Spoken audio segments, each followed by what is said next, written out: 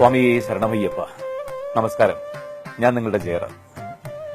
41 ദിവസത്തെ വ്രതശുദ്ധിയോടുകൂടി പൊന്നമ്പലവാസനെ കാണാൻ മല ചവിട്ടുന്ന ലക്ഷക്കണക്കിന് കോടിക്കണക്കിന് അയ്യപ്പ ഭക്തന്മാർക്ക് വേണ്ടി എന്റെ ഒരു ചെറിയ അഭ്യർത്ഥന. ഈ 41 ദിവസത്തെ വ്രതമെടുത്ത് മല ചവിട്ടുന്ന നമ്മൾ ഓരോ അയ്യപ്പന്മാരും അവിടത്തെ കാനന ഭംഗിയും വന്യജീവി സമ്പത്തും സംരക്ഷിക്കാൻ ശ്രമിക്കാറുണ്ട്. ഒന്ന് തിരിഞ്ഞു നോക്കേണ്ടതാണ്. ഓരോ വർഷവും മല കയറുന്ന കോടിക്കണക്കിന് അയ്യപ്പ ഭക്തന്മാർ ഉപേക്ഷിക്കുന്ന പ്ലാസ്റ്റിക് മാലിന്യങ്ങൾ കൊണ്ട് വീർപ്പുമുട്ടുകയാണ് അയ്യപ്പസ്വാമിയുടെ പൊന്നമ്പലമേടും പൂങ്കാവനം.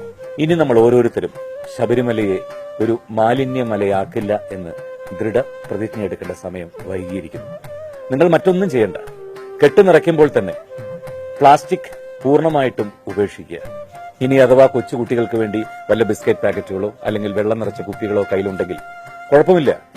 ശബരിമല കയറി ഇറങ്ങുന്നത് വരെ അത് കയ്യിൽ തന്നെ സൂക്ഷിച്ച് താഴെ എവിടെയെങ്കിലും അയ്യപ്പന്റെ ശബരിമലയിലോ പരിസരത്തോ പൂങ്കാവനത്തിലോ അല്ലാതെ മറ്റെവിടെയെങ്കിലും താഴെ കൊണ്ടുവന്ന് സംസ്കരിക്കാനുള്ളൊരു മാന്യത നമ്മൾ തന്നെ കാണിക്കേണ്ടതാണ്. വ്രതശുദ്ധിയോടുകൂടി നമ്മൾ ഒരുക്കുന്ന നമ്മുടെ ഇരുമുടിക്കെട്ടിൽ പ്ലാസ്റ്റിക് പൂർണ്ണമായിട്ടും ഉപേക്ഷിക്കുക.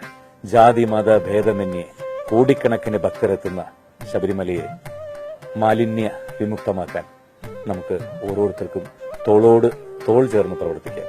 ഇത് മാക്സിമം നിങ്ങളുടെ സുഹൃത്തുക്കൾക്കും ബന്ധുക്കൾക്കും എല്ലാം ഷെയർ ചെയ്യുക. മാത്രമല്ല www.cleanshabarimala.in ആ സൈറ്റിൽ പോയി നിങ്ങൾക്കും ഓരോരുത്തർക്കും ഞാൻ ഇന്നു മുതൽ പ്ലാസ്റ്റിക് കൊണ്ടുവരില്ല അല്ലെങ്കിൽ ശബരിമലയ്ക്ക് വേണ്ടി പ്രവർത്തിക്കുന്നു എന്ന് പ്ലഡ്ജ് ചെയ്യാൻ സാധിക്കും.